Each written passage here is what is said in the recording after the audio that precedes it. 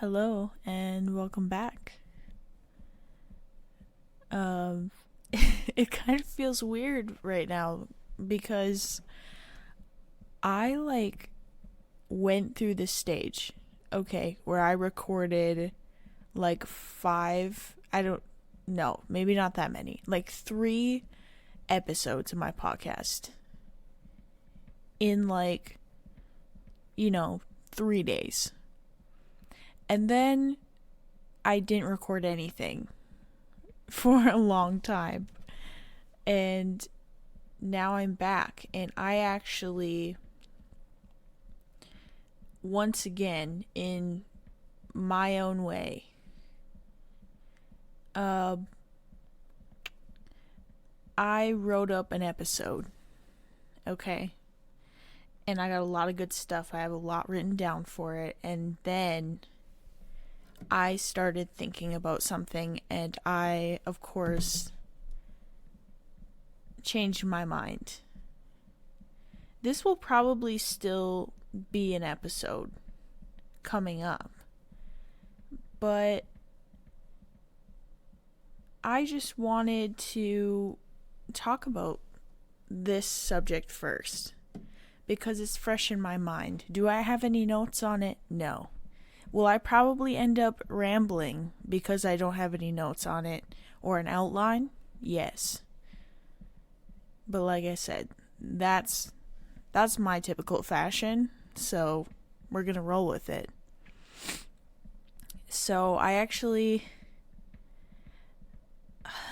how do I even premise this? I have just been seeing a lot of YouTube videos lately. Okay, I'm a YouTube girl. I love watching YouTube videos while I'm getting ready, when I'm bored. You know, it's kind of like just that I don't know the exact word of it. Like it's a longer media form, right? But it's not TV because some of it is just realer than television.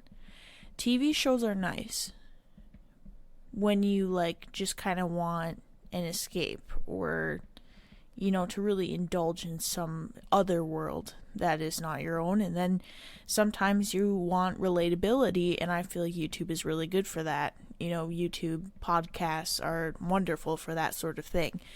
And I have touched on this a little bit maybe in past episodes, but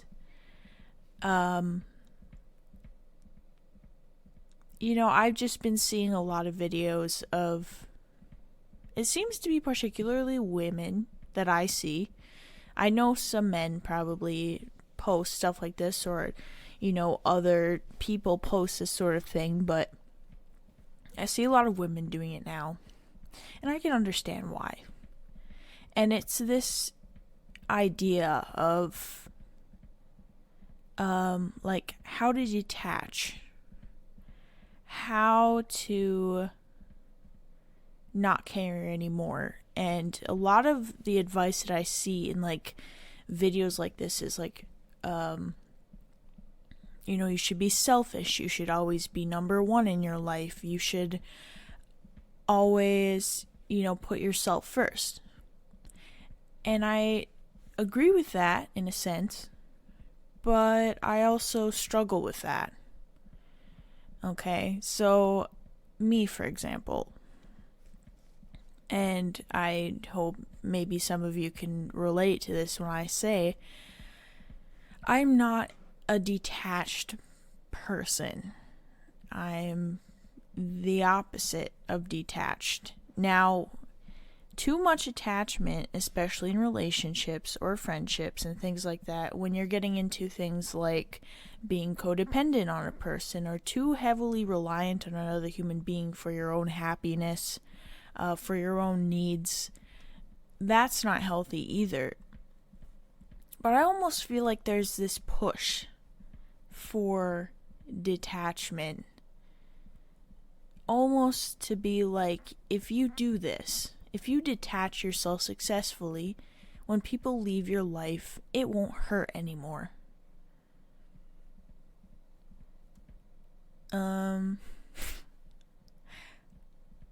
Am I the only one that's sitting here and it's like, that just doesn't sound right? That doesn't feel right? You know, breakups, loss, friendships drifting apart, losing someone that you love, a relative, anything like that, it's got to be one of the suckiest inevitabilities of, our lifespans, because it's going to happen at some point in time. Most likely to every single one of us. We are going to experience the loss of someone that we care about in some way, shape, or form. And it is a natural part of life. And seeing these types of things concerns me, because it just seems like we're being encouraged to put all these walls up so we don't get hurt. But in avoidance of being hurt, what do you feel? If you have your walls up just in case you get hurt, can you fully experience the beauty of that relationship if you're not really all in?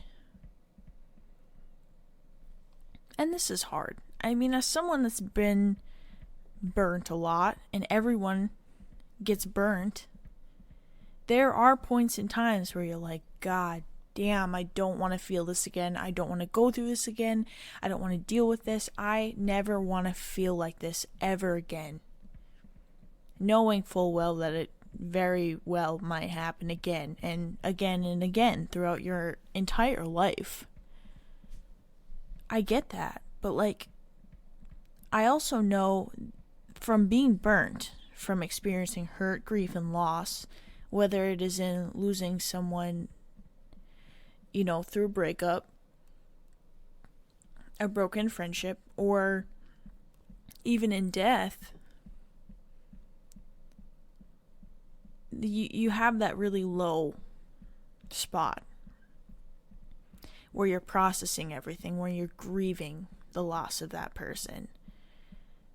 But oftentimes, it is in that moment that when you start to heal and you start to become, you start to move on with life, that you realize that you learned irreplaceable life lessons from that experience. Does that still happen if you detach yourself from a situation? I would think not. Because, right, you're doing it to avoid being hurt. You're doing it to avoid, giving people the power, so to speak, of hurting you. I think that a lot of the people that are posting this kind of stuff are wrong for doing so. I think it's a very psychologically misleading trend to be giving people, young people, advice to close themselves off to being vulnerable. Because guess what? In my experience, to have a successful relationship, and successful doesn't necessarily mean a forever relationship, but a successful relationship, you have to be vulnerable. Both parties have to be willing to be vulnerable and put it out there. Very scary thing to do, but I would say yes, kind of has to happen. I'm really bothered that it seems to be the trend to try and create this ideal for women to be dark, to be manipulative, to be a man-eater, to be, untouchable. It's very powerful. I can understand where the draw is, but this whole ideal kind of intrigues me because I have actually tried to tap into that sort of energy myself. I have wanted to be that woman. I want to be the dark feminine villain woman that's untouchable, but everybody wants and has that like mysterious like siren-like energy, right? I feel like we see that a lot on TikTok, and it's kind of pouring into like other socials like YouTube and Instagram, and I kind of had it like blow up in my face in a way, because I came to this realization that that's not who I am. You know? Even though that's kind of who I wanted to be, and it's like, oh, like, you can become this if you do this and you manifest blah blah blah. No. I am a soft-hearted woman. I feel deeply. I love deeply. I love vulnerability. I love when I find the right person to open up and to share something very intimate together. Not intimate as in sexual. Intimate as in, you know, vulnerable. And those intimate, vulnerable relationships, if they do end, or when they do end, it hurts even more. But you learn so much. You learn so much about yourself. You learn more about other people. You gain new perspective. And when it hurts, you know that you have loved.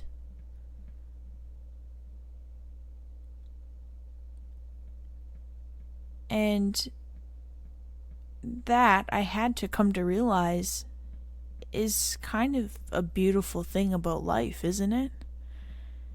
I mean, I'm not sure what higher power I believe in, or if there is a higher power. I'm still figuring all that shit out. But I kind of believe that there is some sort of higher being in existence, and you know, there's some sense of spirituality that is real, and that maybe in some way, shape, or form, our purpose on this earth is to experience those things and to learn and learn and learn. And learning is, you know, it can be a happy thing. It doesn't always have to be a sad thing, but sometimes you learn the most from heartbreak and you learn the most from loss. I have learned a lot from betrayal from people. You know, I would argue that you don't have to be this dark feminine villain era person, this, you know, killer queen, to be strong, or to be, I don't know, attractive. I see a lot on apps and stuff where it's like, I love me a toxic so and so, or I love someone unstable, please ruin me. Like, what is going on? What is going on with the younger generation where all we crave is like unhealthy shit? Why? And then it kind of makes me feel like a weirdo for just wanting something deep. I mean,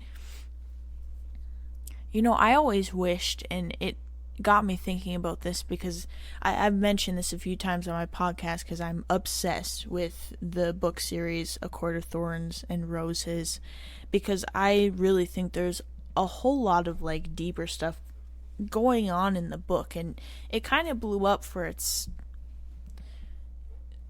saucy scenes, but I like a lot of other things about it. And one of the things that got me thinking about it, and I'm trying to say this in the like least cringy way, because I'm not trying to give like wolf girl energy here, but like having someone that you know is made for you. What a comfort that would be, to know that there's someone made for you, and know when you meet them, like there is an unmistakable thing that happens that tells you that that is your life partner. God, everything would be so much easier. But there's a reason that we aren't like that. You know, some people come into your lives to teach you a lesson and leave. Some people come in to teach you many lessons and leave. Some people come into your life to teach you how to love yourself. Some people teach you how to love others. And if we have this mindset that is so trendy nowadays to be closed off and to learn this art of detachment, we're not experiencing the parts of life that I think we need to be human.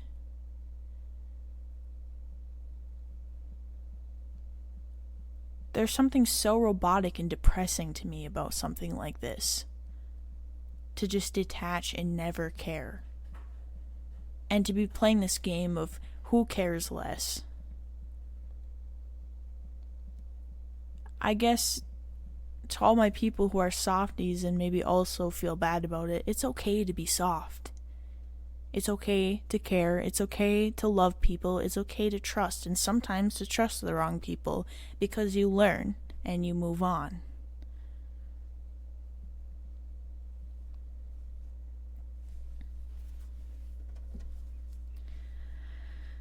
And I'm so tired of my social media feeds being riddled with this shit.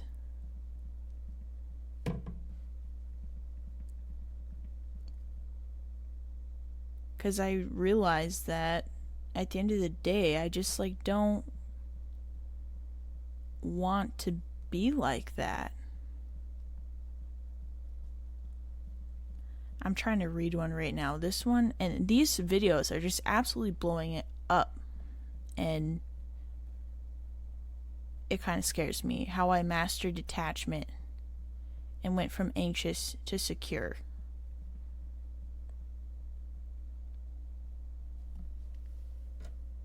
You know, having anxious attachment is not really the best thing either. It can put stress on the relationship and, you know, stress on you.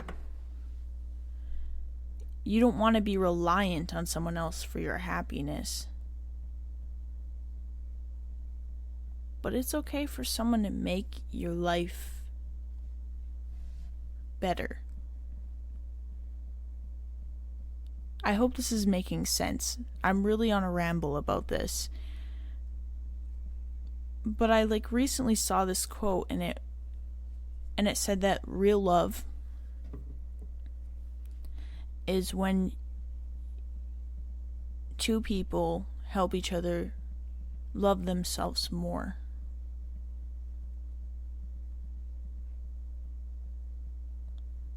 And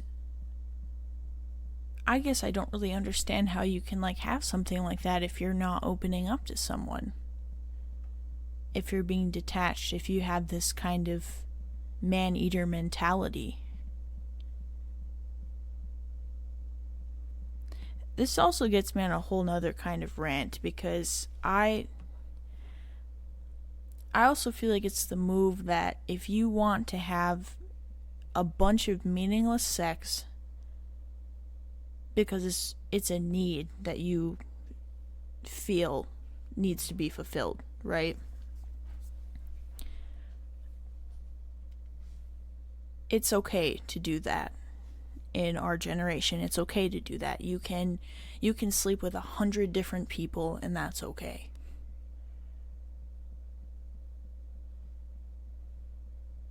Am I the only one that feels like that's not okay? I don't know. I mean, I hear some people say, I can have sex with someone and just not care. I don't give a fuck about them. I move on to the next one. That isn't like healthy to me, because if we look into science, and this is what I had to do, because honestly I kind of was in support of this for a really long time, especially being really into like TikTok, and like some of my favorite creators were pushing this like ideal is that a fuck ton of casual sex is fine. Biological women are not necessarily scientifically built to have casual sex. I know. It sounds really judgy. It sounds super conservative, but hear me out.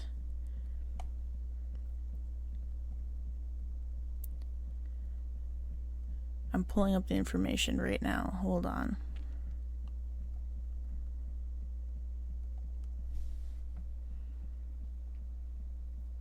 So the hypothalamus releases oxytocin.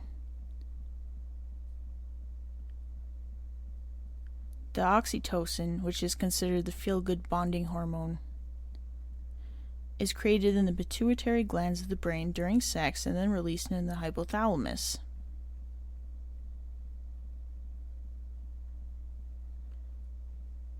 It increases activity in the brain networks related to pain and emotional states, as well as the reward system.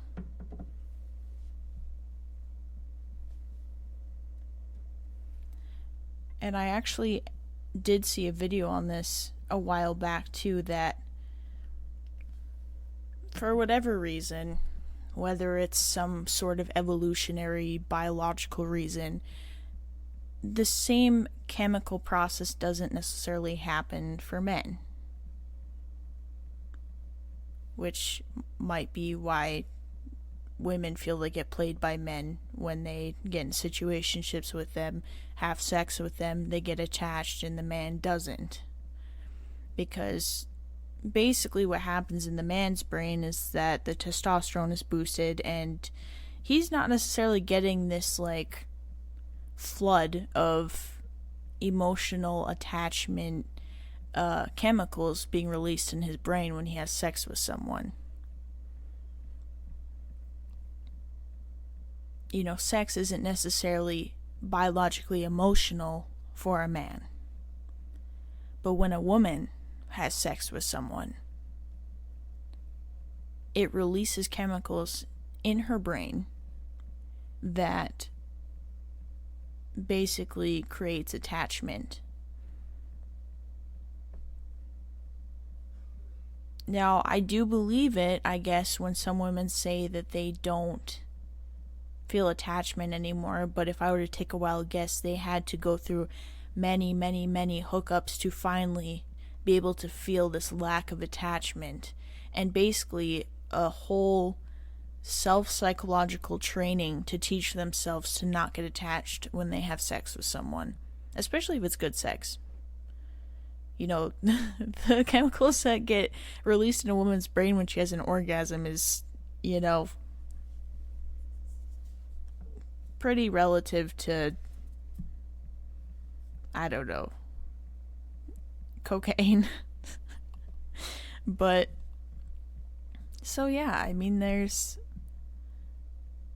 it's almost like we're made for this to not be something so casual.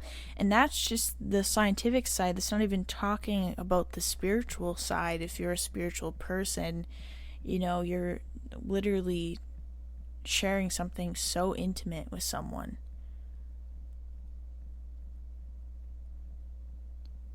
whether you like it or not, sex is intimate. You can say it doesn't matter, but it's a literal act of shedding everything off and being your vulnerable, complete self with someone.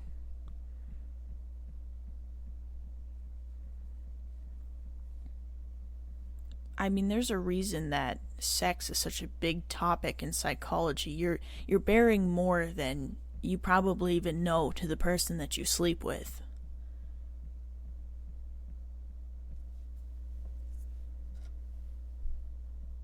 You know, every kink, every fetish has a psychological root to it. And it's casual. I don't know. I guess I don't necessarily mean to hate on people that do this, but just coming from my standpoint, I fail to be able to understand. And I fail to be able to understand the push of why this is a good thing to have sex and not care.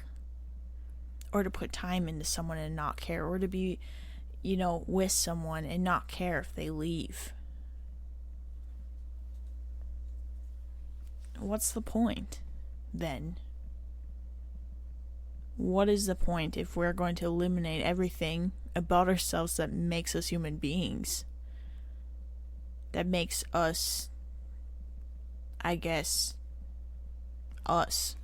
I don't know.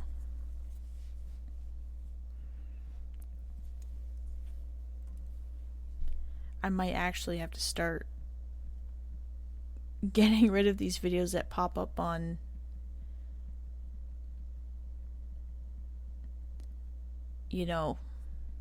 my YouTube to watch list or whatever.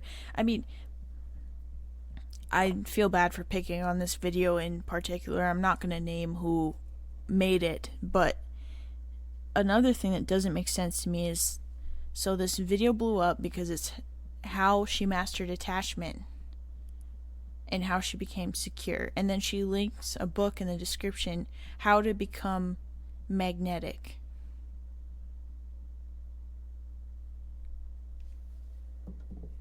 How are we... Okay, sorry. How are we detaching, but yet you're giving us information on how to be magnetic and to still be appealing to the male gaze? Right? Is that not, hypocritical a little bit?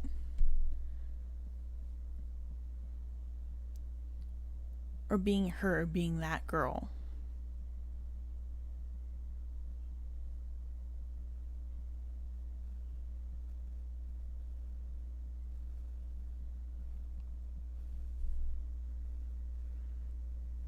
Honestly, a little side rant is I'm tired of all these videos blowing up of these perfect it girls everywhere.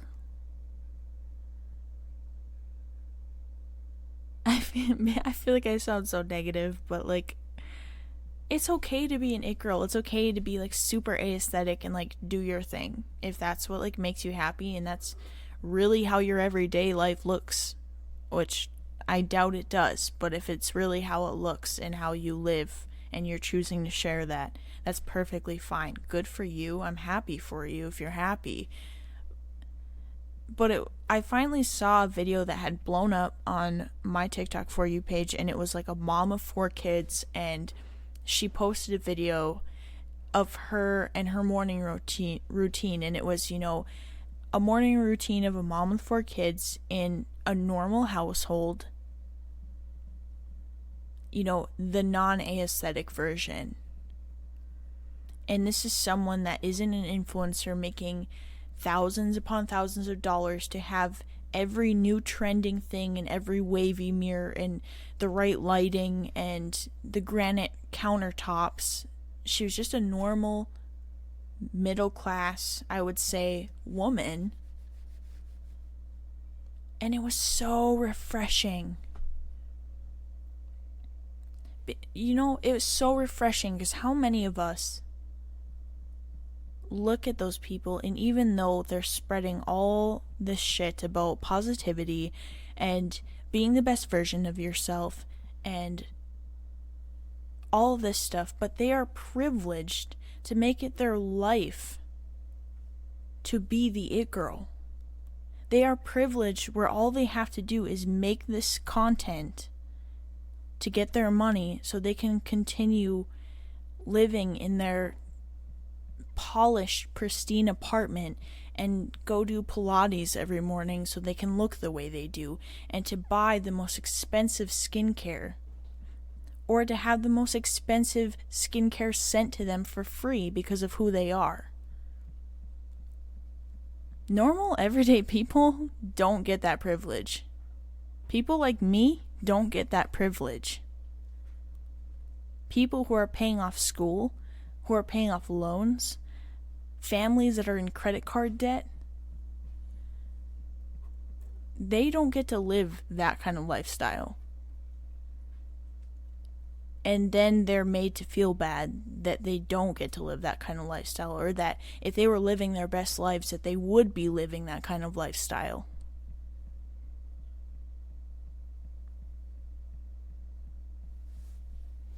It feels fake to me.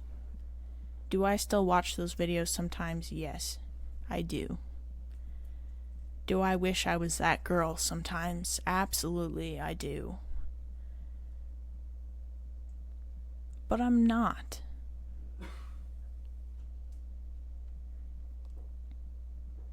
I'm just me. And the conclusion I'm coming to is that's perfectly fine. It's okay that I'm like that. It's okay if you don't have the perfect, pristine apartment, or, you know, you can't afford to go get your eyebrows and lashes laminated and get a full body wax so you look like a model. Like, it's just not a possibility for some of us. And that doesn't even mean that you're doing badly, but some of us take the money that some of these people would take to go get their weekly blowout and to get their weekly acrylics and to get their body wax and, you know, their eyebrow laminations and their facials and their spa days, and we have to take those and put those into groceries or into school or into a house so that we can build equity and survive, right?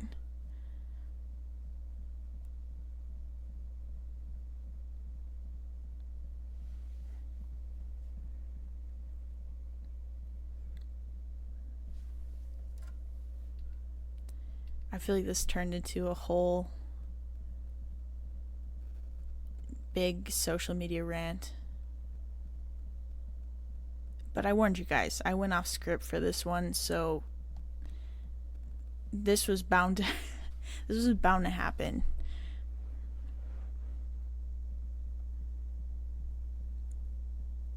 And I wish that there was more.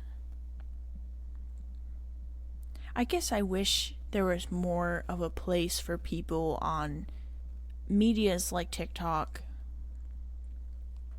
where it's gotten a little easier to build a following, to get yourself on a For You page and to blow up. I wish there was more of a place for the non-aesthetically appealing people. Just the really good, hardworking people. But then again, you know, usually if you have someone that's like really career driven and they're just trying to like get through life and they're working hard at their 9 to 5 and, you know, raising kids or going to school, they usually don't have the time to be making TikToks, really. That's just the reality of it. I almost feel like it's this vicious cycle that the people who are successful in social media are usually the privileged.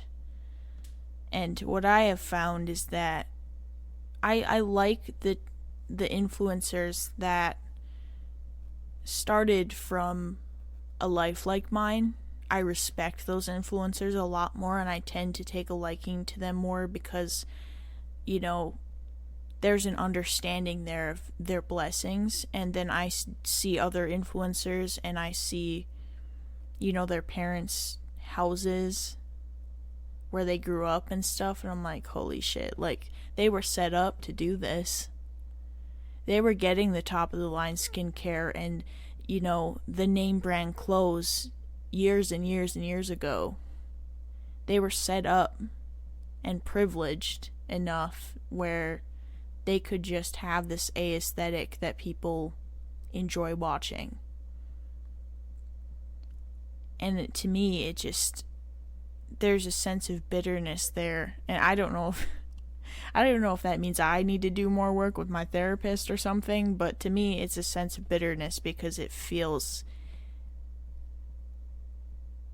like they don't deserve it as much.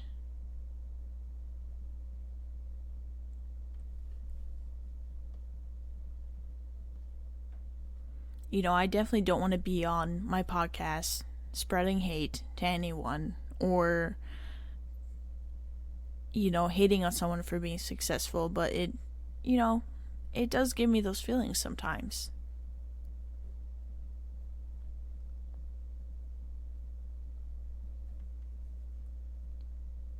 And I just have a tendency to like people that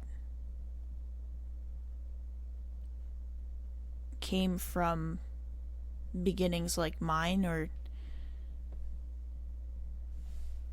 you know, like other people's, real people. And then they make it, and, you know, those are often some of your most genuine influencers, and your influencers that are being vulnerable about experiences they have had and are having, and I don't know. You don't really see those types of people, I feel like, pushing this whole detachment trend that I was venting about earlier.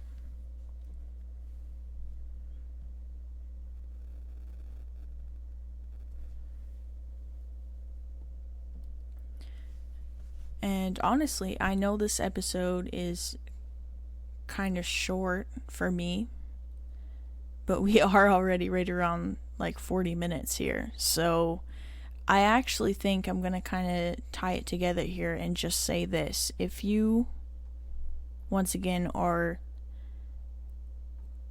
an empathetic person, if you are a soft-hearted person, if you're a vulnerable person and you feel like you don't belong because you care, that's not true.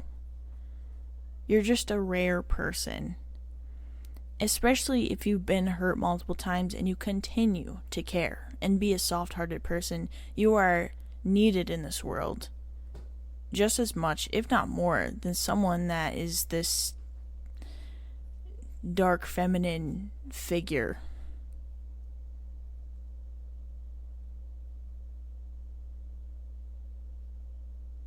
Because at the end of the day, I think it's love that gets us through.